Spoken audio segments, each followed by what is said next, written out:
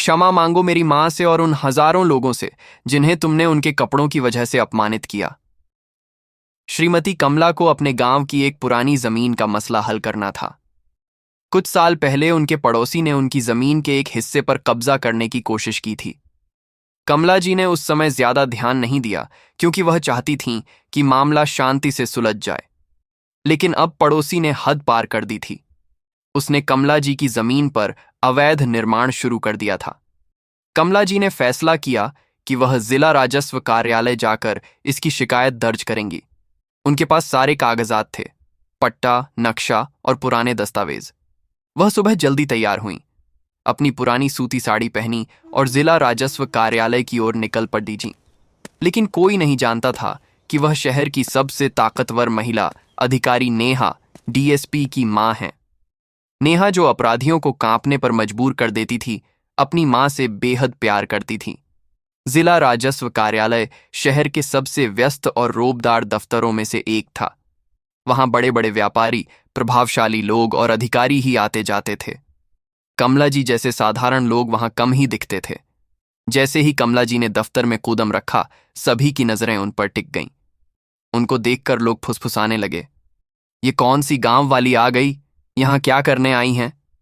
एक कर्मचारी ने दूसरे से कहा। कमला जी ने इन बातों को अनसुना किया और सीधे रिसेप्शन काउंटर की ओर बढ़ीं। काउंटर पर बैठी थी कविता, एक युवा क्लर्क जिसका रवैया हमेशा तीखा रहता था। कमला जी ने विनम्रता से कहा, बेटी, मुझे राजस्व अधिकारी श्री वर्मा साहब से मिलना है। मेरी जमीन पर कब्जा हो रहा है। कविता ने कमला जी को सिर से पांव तक देखा और हंसते हुए बोली, आंटी, यह जिला राजस्व कार्यालय है, कोई गांव की चौपाल नहीं। तुम्हारी तरह के लोग यहां क्या करने आते हैं? देखो, तुम्हारी साड़ी तो फटी हुई है और ये कागजात शायद किसी कबाड़ी से उठाए होंगे। कमला जी ने शांत स्वर में कहा, बेटी, एक बार कागजात तो देख लो, ये असली हैं। लेकिन कविता ने कागजात लिए बिना ही तंज कसा। असली? तुम्हें देखकर लगता है तुम्हारे पास 2 वक्त की रोटी भी मुश्किल से होगी। जाओ, घर जाओ, यहां बड़े लोगों के काम होते हैं। कमला जी ने फिर कोशिश की, मुझे राजस्व अधिकारी साहब से मिलना जरूरी है, बस 5 मिनट। कविता अब गुस्से में आ गई। उसने जोर से कहा, हद है, तुम जैसे लोग रोज आते हैं, फालतू समय खराब करते हैं। बाहर निकलो नहीं तो सिक्योरिटी को बुलाऊंगी। तभी राजस्व अधिकारी श्री वर्मा अपने केबिन से बाहर आए। उन्होंने देखा एक वृद्ध महिला काउंटर पर बहस कर रही है। बिना कुछ पूछे वर्मा जी ने गुस्से में कहा, क्या तमाशा है यह? कौन है ये औरत? कविता, इसे बाहर निकालो। ये दफ्तर है, कोई बस स्टैंड नहीं। कमला जी ने फिर निवेदन किया, साहब, मेरी जमीन। लेकिन वर्मा जी ने बीच में ही चिल्लाया, जमीन? तुम्हें देखकर लगता है तुम्हारे पास 2 फुट जमीन भी नहीं होगी। गरीब बनकर ड्रामा मत करो। कहते हुए उन्होंने सिक्योरिटी गार्ड को बुलाया।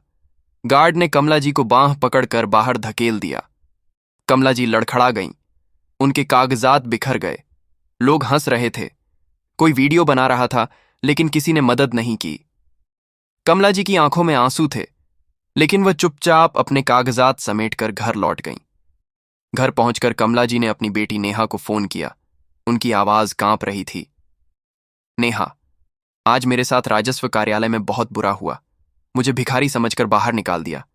मेरे कागजात तक नहीं देखे। नेहा, जो उस समय एक बड़े ऑपरेशन की मीटिंग में थी, यह सुनकर स्तब्ध रह गई। उसका चेहरा गुस्से से लाल हो गया। उसने कांपते स्वर में कहा, मां, आप चिंता मत करो। कल मैं खुद आपके साथ चलूंगी। मैं देखती हूं कौन इतनी हिम्मत करता है मेरी मां का अपमान करने की। नेहा ने फोन रखा और अपने सहायक को बुलाया। जिला राजस्व कार्यालय के सीसीटीवी फुटेज निकालो। मुझे कल की पूरी रिकॉर्डिंग चाहिए और राजस्व अधिकारी श्री वर्मा का रिकॉर्ड चेक करो। नेहा का गुस्सा अब एक मिशन में बदल चुका था। वह अपनी मां का अपमान बर्दाश्त नहीं कर सकती थी। अगले दिन सुबह नेहा ने अपनी वर्दी छोड़कर एक साधारण सलवार कमीज पहनी। कोई मेकअप नहीं, कोई बैज नहीं। वह अपनी मां कमला जी के साथ राजस्व कार्यालय पहुंची। कार्यालय अभी खुला नहीं था। दोनों ने चुपचाप इंतजार किया। जैसे ही गेट खुला, वे अंदर गईं। कविता फिर से काउंटर पर थी। उसने कमला जी को देखते ही तंज कसा, अरे, तुम फिर आ गई। कल समझ में नहीं आया। और ये कौन है साथ में? तुम्हारी बेटी? दोनों मिलकर ड्रामा करने आई हो? नेहा ने शांत स्वर में कहा। हमें राजस्व अधिकारी साहब से मिलना है। ये मेरी मां के कागजात हैं, कृपया देख लें। कविता ने हंसते हुए कहा। कागजात? तुम लोग शायद गलत दफ्तर में आ गए। ये जगह बड़े लोगों के लिए है। तुम जैसे लोग पेंशन ऑफिस जाओ। नेहा ने फिर कहा। बस एक बार कागजात देख लो। अगर गलत हैं तो हम चले जाएंगे। कविता ने अनमने ढंग से कागजात ली और बोली, ठीक है, बैठो वहां, समय लगेगा। नेहा और कमला जी कोने में एक बेंच पर बैठ गईं। कार्यालय में मौजूद लोग उनकी ओर देखकर फुसफुसा रहे थे। ये कहां से आ गईं? शायद कोई गांव से आई हैं। इनके पास तो जूते भी ढंग के नहीं। नेहा सब सुन रही थी, लेकिन उसने धैर्य रखा। कमला जी थोड़ी असहज थीं, लेकिन नेहा ने उनका हाथ पकड़कर कहा, मां, बस थोड़ा और, सब ठीक हो जाएगा। कुछ देर बाद नेहा उठी और कविता से बोली, अगर आप व्यस्त हैं तो तहसीलदार साहब से मिलवा दें, हमें जरूरी काम है। कविता ने गुस्से में फोन उठाया और राजस्व अधिकारी श्री वर्मा को कॉल किया। सर, 2 औरतें आई हैं, कह रही हैं आपसे मिलना है, भेज दूं? वर्मा जी ने अपने केबिन से झांक कर देखा। 2 साधारण महिलाएं, कोई अधिकारी जैसी बात नहीं। उन्होंने ठंडे स्वर में कहा, मेरे पास फालतू लोगों के लिए समय नहीं, कह दो बैठें। कविता ने नेहा से कहा, बैठो, साहब व्यस्त हैं। नेहा और कमला जी फिर चुपचाप बैठ गईं, लेकिन अब नेहा का धैर्य जवाब दे रहा था। उसने मां की ओर देखा, जिनकी आंखों में अपमान का दर्द साफ दिख रहा था। नेहा ने मां का हाथ जोर से पकड़ा और धीमे स्वर में कहा, मां, अब बस, इनका समय खत्म हुआ। नेहा उठी, अपनी सलवार कमीज ठीक की और सीधे राजस्व अधिकारी केबिन की ओर बढ़ी। वर्मा जी ने कांच से देखा और घबरा गया। वह जल्दी से बाहर आया और रास्ते में खड़े होकर बोला, हाँ, बताओ क्या काम है? नेहा ने एक लिफाफा निकाला और कहा, कुछ नहीं साहब, मेरी मां की जमीन का मामला है, ये कागजात देख लें। वर्मा जी ने लिफाफा लिए बिना ही तंज कसा। कागजात? तुम्हें देखकर लगता है तुम्हारे पास कुछ नहीं होगा। बड़े सपने लेकर आए हो। भीड़ मत करो, लोग देख रहे हैं। नेहा का चेहरा अब सख्त हो गया। उसने लिफाफा टेबल पर रखा और कहा, ठीक है, हम जा रहे हैं, लेकिन यह लिफाफा जरूर पढ़ लें, शायद आपके काम आए। कहकर वह मां का हाथ पकड़कर दरवाजे की ओर बढ़ी। दरवाजे पर रुककर उसने पलटकर देखा और बोली, श्री वर्मा जी, इस व्यवहार का हिसाब होगा, समय सब सिखाता है। पूरा कार्यालय सन्नाटे में डूब गया। वर्मा जी ने लिफाफा अनदेख कर छोड़ दिया और हंसते हुए बोला, पागल औरतें, जाने दो। लेकिन अगले दिन जिला राजस्व कार्यालय में तूफान आ गया। कमला जी फिर से आईं, लेकिन इस बार उनके साथ था एक काफिला। पुलिस की जीपें, सायरन की आवाज और बीच में खड़ी थी अधिकारी नेहा, अपनी पूरी वर्दी में, बैज चमकते हुए और हाथ में एक फाइल। कार्यालय के सारे कर्मचारी और वर्मा जी की सांसें थम गईं। कमला जी ने वर्मा जी के सामने खड़े होकर कहा, याद है मैं, वही गरीब औरत जिसे तुमने बाहर धकेला। अब सुनो, मैं डीएसपी नेहा की मां हूं और तुमने न सिर्फ मेरा बल्कि कानून का अपमान किया।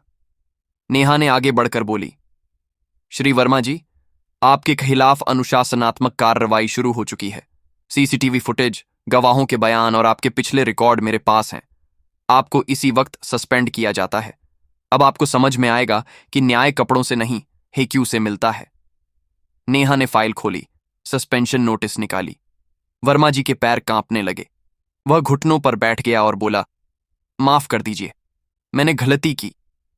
नेहा ने सखत आवाज में कहा, माफी मेरी मां से मांगो और उन हजारों लोगों से जिन्हें तुमने उनके कपड़ों की वजह से अपमानित किया। नियम साफ है, हर नागरिक बराबर है। तुमने नियम तोड़ा, अब सजा भुगतो। नेहा ने अपनी मां की ओर देखा और कहा, मां, इंसान की पहचान उसके कपड़ों से नहीं, उसके हक और हिम्मत से होती है। जो मानवता भूल जाता है वह अधिकारी नहीं रह सकता।